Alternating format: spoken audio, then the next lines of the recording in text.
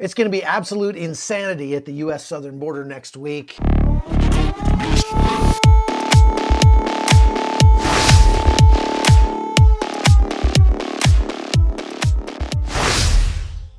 Because they've got 700,000 to 1 million migrants that are stacked up on the border waiting for Title 42 to end on midnight on May 11th.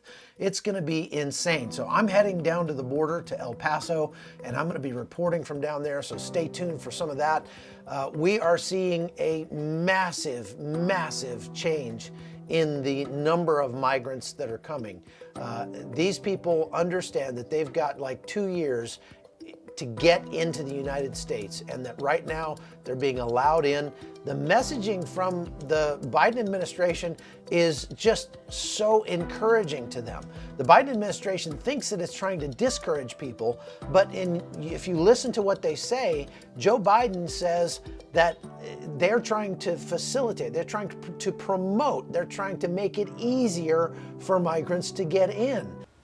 The regional processing centers announced today will be a critical addition to the programs and processes DHS has in place for qualifying individuals to obtain authorization to enter the United States before arriving at our borders. This is particularly important because we have a humanitarian obligation to cut the smugglers out.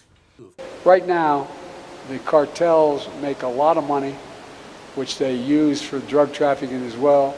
People have to make it through jungles and a long journey to the border, and many are victimized, not only in terms of what they have to pay, but victimized physically in other ways. And so we're trying to make it easier for people to get here, opening up the capacity to get here, but not have them go through that god-awful process. We're going to continue our efforts to address the root causes of migration, to help people stay in their home countries. I've asked the Congress for $4 billion to provide for that. We've also had our Vice President provide for private donations of over $3 billion to make sure that people, look, all of you know, all of us in the United States are immigrants. Mine go all the way back to the Irish famine, but the point is all of us have been immigrants. And one of the things that comes across fairly clearly is it's not like people sit in their home, city, county, town, and say, I got a great idea. Let's sell everything we have.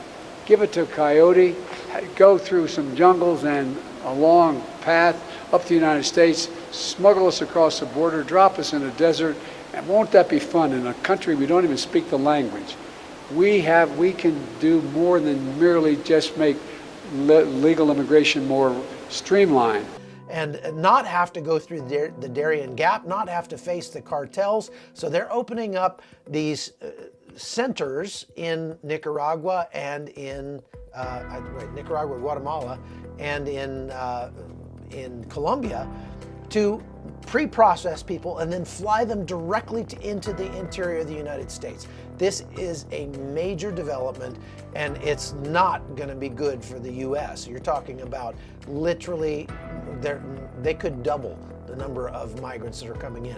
One of the things that's not being talked about are the gotaways. There are so many people coming in that are just completely bypassing the Border Patrol, completely bypassing the ICE and not registering, not even bothering with that, just coming right in and not being caught. It could be easily another 50% more than the measured numbers of people that are coming across the border. So I'm going to be doing some reporting on that over the next week or so, starting on we're going down there on the 9th, and so stay tuned for that. I just wanted to point that out to you because it is going to be lit when Title 42 expires, and the Biden administration knows it. They're starting to get a little nervous. They've sent some troops down to the border, and so we'll see what happens. Stay tuned.